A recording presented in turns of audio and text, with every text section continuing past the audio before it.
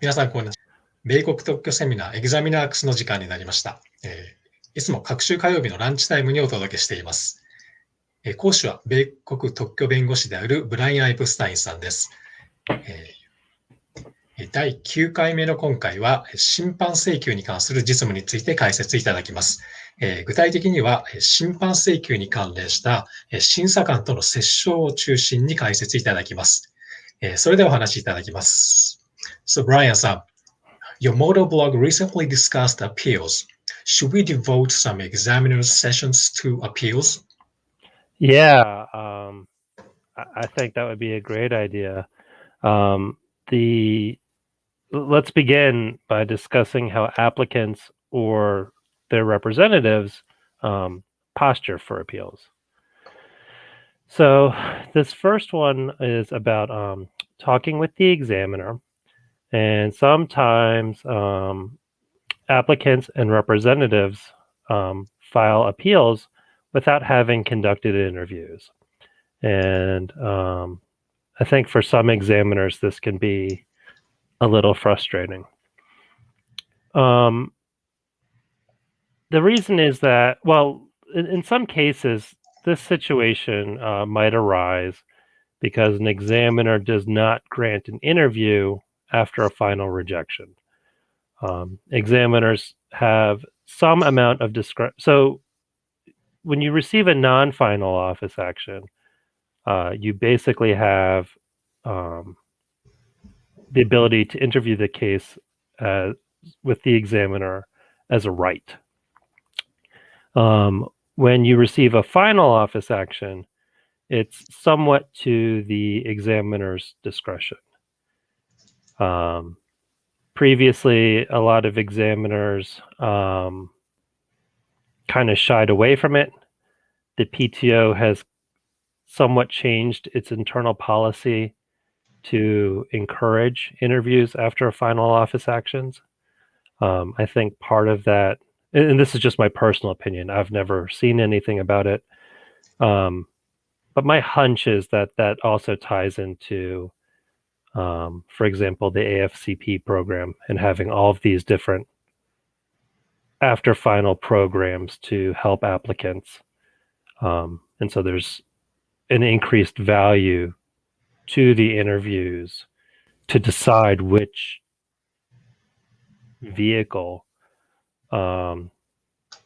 applicants should choose to submit their after final responses.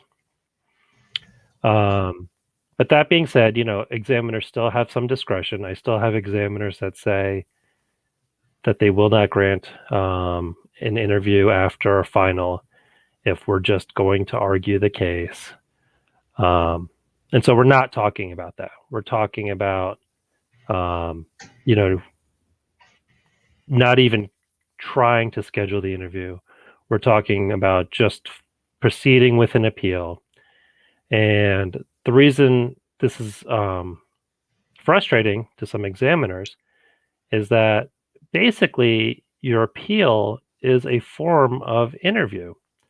And so there's this kind of a joke attorney phrase called interviewing at the board. Oh, we'll interview the examiner at the board. And, the idea is basically that, this is, instead of interviewing with maybe the examiner supervisor, now we're interviewing with some administrative patent judges. And there's an aspect of conducting an oral hearing associated with that. So the problem is that, an appeal, interviewing at the board, takes longer. It takes many months for it to come to fruition, and it's significantly more expensive. And most examiners want to find a way to allow your case. That doesn't mean they want to allow it with the current claim set. But, it's their job to know what is allowable and what they can allow. And they want to help you and the applicant find that allowable subject matter. And a great way to do that is interviews, and that's why a lot of examiners, or not a lot, but some examiners want to talk with you before you file an appeal, because they can probably save you time, they can probably save you effort. They don't want to write an examiner's answer. They want to find a way to get you to amend the claims to get the case allowed. All right. On that note, sometimes I've heard examiners complain that some applicants and representatives threaten them with appeals and petitions. Experienced examiners generally understand that appeals and petitions are just a normal part of prosecution. There will be professional differences of opinion. There will be times that the applicants can accept the examiner's point of view. There are times that, the applicant simply cannot accept that point of view. Maybe the applicant really needs the claims to look just a particular way, and they cannot, amend the claims. And so it's more important to appeal the current set of claims than to amend to get, maybe move it towards allowance. But the issue is that, so filing an appeal or petition is impersonal, right? If we've been doing it for a while, it's not a big deal. It happens sometimes. If the appeal or petition is not successful, we'll need to continue working with this examiner. And so, it's not that big a deal in most cases. The issue is that a threat of an appeal instead feels like a personal attack. So, it's, when you talk to the examiner during an interview, you don't want to say things like, we could just appeal this, or like, what would you say to one of the judges, or, these kinds of really aggressive statements. I've certainly been in the position where I'm contemplating appeal and the examiner isn't, willing to hear my position. And, I try to keep it professional, and I don't try to threaten my examiners. So is it correct to say that you do not threaten appeal, Brian-san?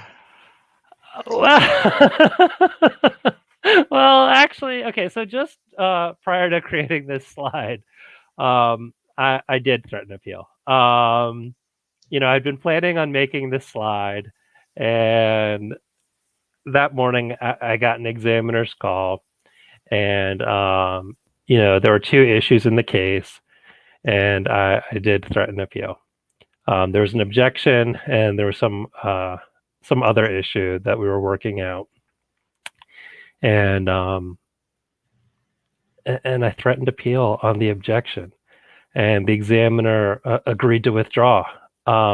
So this is a great chance to talk about, why did this work in this one case? I just told our attendees, why we should never do it. And then I went ahead and did it. What was different this time? So first, I sensed that my examiner was bluffing. Typically examiners really believe in their objections and rejections. They are not bluffing. That's not always the case, though. Sometimes they do bluff, and that's what I thought the issue was in this case. The other one is that, like I said, there were two issues. We've reached an agreement on one of them, and this claim objection was basically the last issue before allowance. And so the examiner had a choice. He can allow the case, or he can maintain his objection. And so it's a lot easier for him to say, I will withdraw my objection, than it is for him to say, no, I'm really going to fight you on this one issue, particularly when, like I said, I know he doesn't believe in it. I mean, I explained what the issue is. And so, we're trying to discuss very particular facts here. And so to change the facts a little bit, if we did have one more issue preventing allowability, he's not going to withdraw the objection, right? If he has some sort of,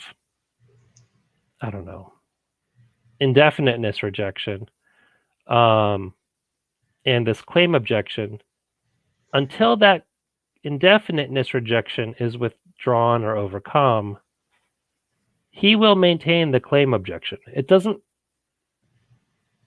cost him anything. It doesn't slow down the prosecution, really. It doesn't require a significant amount of work. He will continue to include that in his office actions until, he is satisfied with the outcome. But here, he had a choice. He can allow it, or he can continue fighting with us. And he chose to allow it. はい、ここまで、審査官とのやり取りにおいて、審判請求の可能性を持ち出して、脅すようなことをするのは基本的には得策ではないということでした。次に、審判請求をするには、アピールブリーフと呼ばれる審判請求理由書を提出するんですが、このアピールブリーフを提出する前に行われる協議について解説いただきたいと思います。So, Brian さん。Before proceeding to appeal, some applicants use the pre-appeal brief conference program. Are there any ERKs associated with that program? Yeah, so I've heard examiners complain, and I actually privately discuss this with applicants too, because applicants sometimes file pre-appeal briefs to address obviousness rejections. So if we go all the way back to when the pre-appeal brief conference was a pilot program, the official Gazette notice said that interpretations of the prior art teachings or claim scope are appropriate for the traditional appeal process. That is, they are not necessarily appropriate for the pre-appeal brief conference. At least on the substantive matters like that. All right. Well, what's the point of the pre-appeal brief conference then? The point is to review for clear error.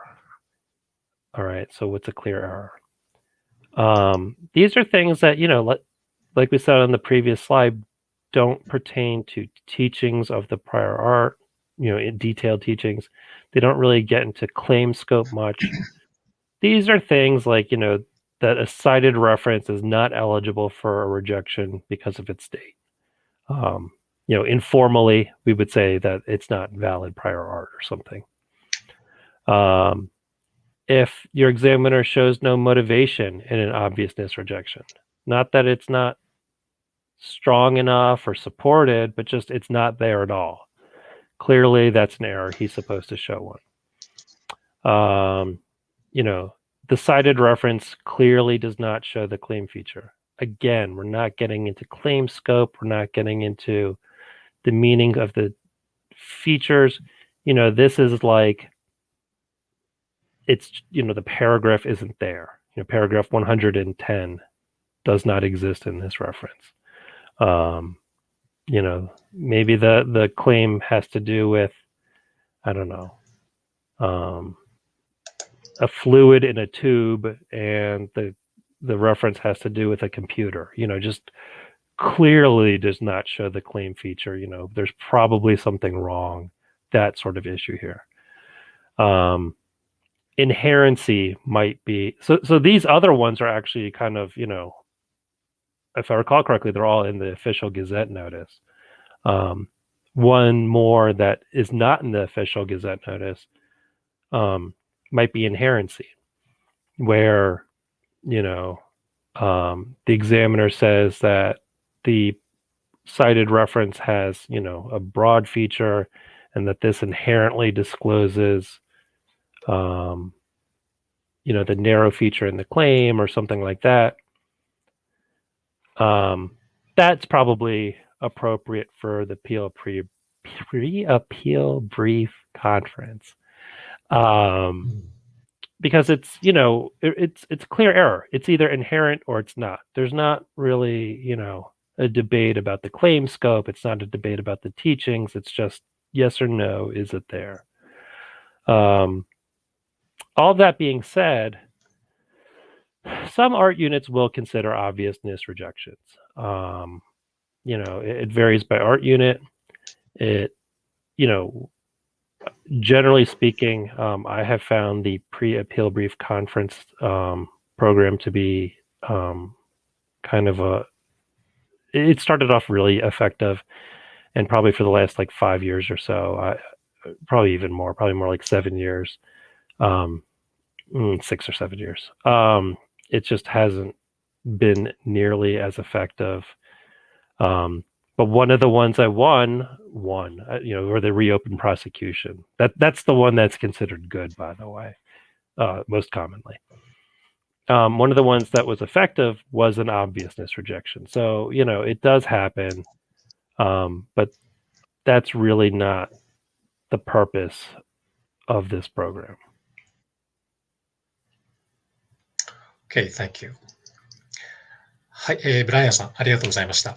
解説にあったように、アピールブリーフを提出する前の協議というのは、明らかな誤りがある場合に行われるということでした。はい、今回はこれで以上になります。ご質問や、扱ってほしいトピックなどがありましたら、YouTube のコメント欄に書いていただくか、スライド最後に記載のメールアドレスまでお気軽にご連絡ください。では本日もありがとうございました。失礼します。Thank you, everybody.